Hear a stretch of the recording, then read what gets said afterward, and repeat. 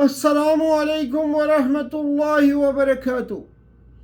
الحمد للہ نحمده ونستعینه ونستغفره ونؤمن به ونتوکل علیہ ونعوذ باللہ من شرور انفسنا ومن سیئات اعمالنا من يهده الله فلا مضل له ومن يضلله فلا هادي له ونشهد أن لا إله إلا الله وحده لا شريك له ونشهد أن محمدا عبده ورسوله صلی اللہ علیہ وآلہ وسلم۔ اما بعد، آج رمضان 2024 کے سلسلے میں ہماری 20 نمبر کی سورہ طٰہٰ ہے۔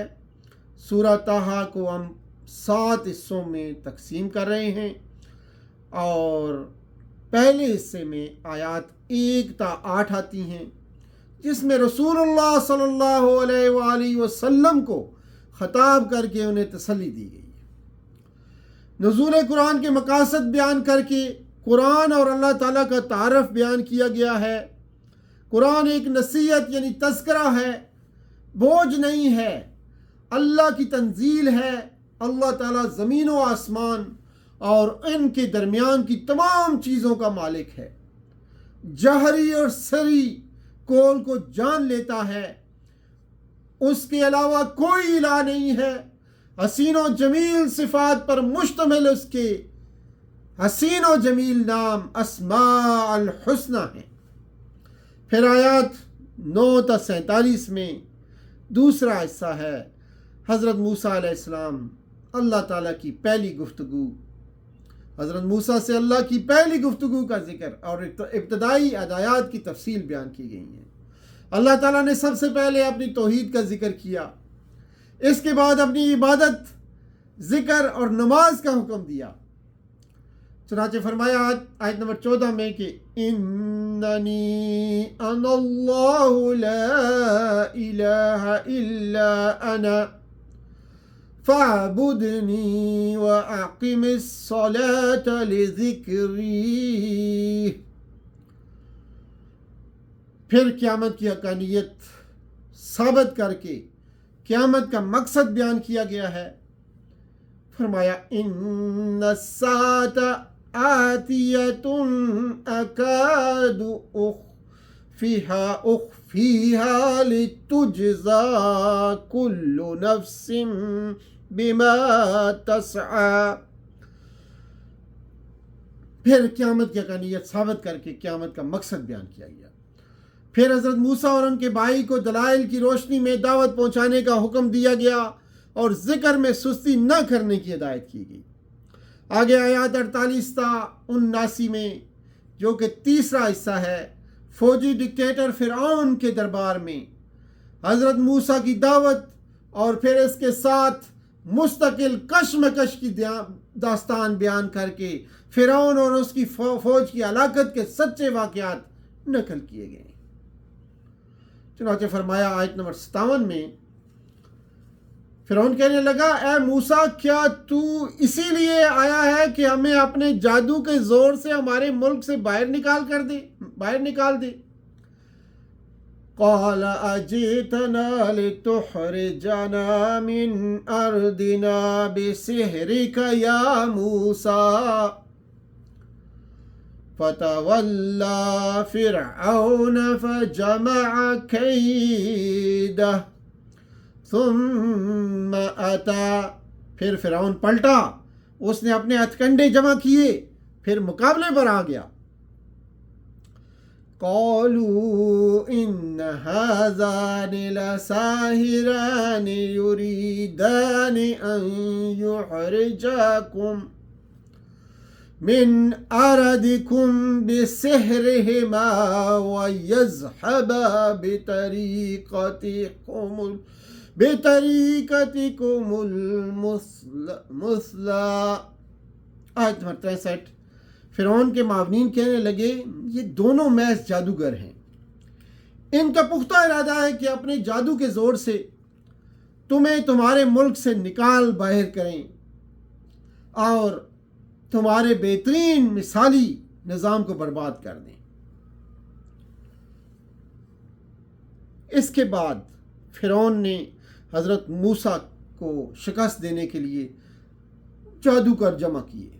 انہوں نے اپنی رسیاں اور ڈنڈے پھینکے، پھر حضرت موسیٰ نے اپنی لاٹھی پھینکی۔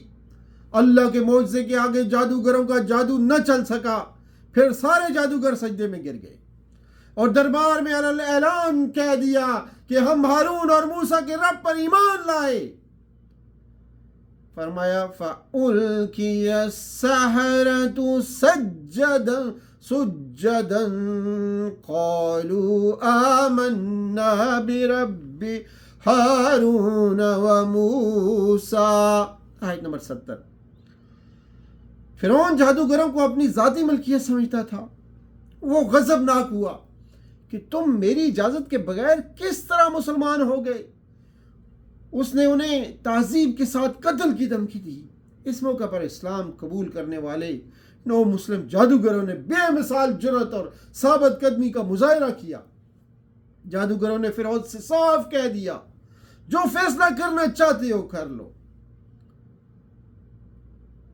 عقیدے اور عمل کا تزکیہ حاصل کرنے والوں کے لیے جنت کی بشارت دی گئی۔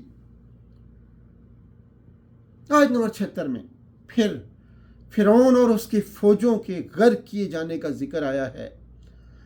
آگے آیات 80 تا 98 میں، جو کہ چوتھا حصہ ہے، مصر کی سرزمین سے بنی اسرائیل کے خروج کے بعد کے حالات اور فتنہ سامری کا ذکر کیا گیا ہے۔ سامری نے لوگوں کے زیورات سے ایک بچڑا بنایا، لوگوں کو دھوکہ دیا کہ یہ تم لوگوں کا بھی خدا ہے اور حضرت موسیٰ کا بھی خدا ہے۔ الہکم و الہ موسیٰ، آیت نمبر 89 یعنی 89 میں۔ حضرت ہارون نے انہیں ہر چند سمجھایا، لیکن وہ فتنے میں گرفتار ہو گئے۔ آیات 99 تا 114 میں، جو کہ 5واں حصہ ہے، رسول اللہ صلی اللہ علیہ وسلم سے خطاب کر کے احوال قیامت بیان کیے گئے ہیں۔ پہاڑ ریزہ ریزہ ہو جائیں گے۔ قرآن کو نازل کرنے والی ہستی برحق بادشاہ یعنی الملک الحق ہے، جو بلند و برتر ہے۔ آگے آیات 115 سے 129 تک چھٹا حصہ قصہ آدم اور ابلیس نقل کیا گیا ہے یہاں، اور اللہ تعالیٰ کے قانون جزا اور سزا کی وضاحت کی گئی ہے۔ ابلیس بنی آدم کا دشمن ہے، وہ فرعون کا دوست ہوتا ہے، ہر نبی اور رسول کی تعلیمات میں رکاوٹ ہے، قرآن سے دور رکھنے کی کوشش کرتا ہے۔ لیکن جو لوگ قرآن کی دعوت سے اعراض کریں گے، ان کے لیے دنیا میں معیشت کی تنگی اور آخرت کا عذاب بھی ہے۔ انہیں روز قیامت اندھا بنا کے اٹھایا جائے گا۔ وَمَنْ أَعْرَضَ عَنْ ذِكْرِي فَإِنَّهُ مَعِيشَةً ضَنكًا وَنَحْشُرُهُ يَوْمَ الْقِيَامَةِ أَعْمَىٰ۔ ان کے لیے دنیا میں معیشت کی تنگی ہے اور آخرت کا عذاب بھی ہے۔ انہیں روز قیامت اندھا بنا کے اٹھایا جائے گا۔ کن لوگوں کو؟ جو لوگ قرآن کی دعوت سے اعراض کریں گے۔ جو لوگ قرآن کی دعوت سے اعراض کریں گے، ان کے لیے دنیا میں معیشت کی تنگی ہے اور آخرت کا عذاب بھی ہے۔ انہیں روز قیامت اندھا بنا کے اٹھایا جائے گا۔ آیت نمبر 124 سورہ طٰہٰ۔ آگے آیات 130 سے 135 ساتواں اور آخری حصہ ہے یہ سورہ مبارکہ طٰہٰ کا۔ پہلے حصے کی طرح رسول اللہ صلی اللہ علیہ وآلہ وسلم کو مشرکین مکہ کے فرعونی اور طاغوتی رویوں کے خلاف صبر اور نماز کی تلقین کے ساتھ تسلی اور روشن مستقبل کی بشارت دی گئی ہے۔ دنیا کی زینت کی طرف جو دوسروں کو دی گئی ہے، آنکھ اٹھا کر بھی نہ دیکھنے کی ہدایت کی گئی ہے۔ آخر میں تسلی اور دھمکی دی گئی کہ ہر شخص انتظار کر رہا ہے۔ آپ صلی اللہ علیہ وآلہ وسلم بھی انتظار کیجئے، بہت جلد معلوم ہو جائے گا کون صحیح ہے اور کون غلط ہے۔ مستقبل قریب میں صراط مستقیم پر چلنے والے نمایاں ہوتے جائیں گے۔ مرکزی مضمون سورہ مبارکہ کا کہ مسلمانوں کو حضرت موسیٰ علیہ السلام کی دعوتی زندگی سے سبق لے کر قرآن کے سائے میں ابلیس کا مقابلہ کرتے ہوئے صبر و استقامت کے ساتھ اپنے وقت کے فرعون کا مقابلہ کرنا چاہیے۔ اسی پہ اکتفا کرتے ہیں۔ سبحان ربک رب العزت عما یصفون وسلام علی المرسلین والحمد للہ رب العالمین۔ انشاءاللہ کل سورہ مبارکہ الانبیاء لے کر حاضر خدمت ہوں گے۔ اس وقت تک کے لیے اجازت۔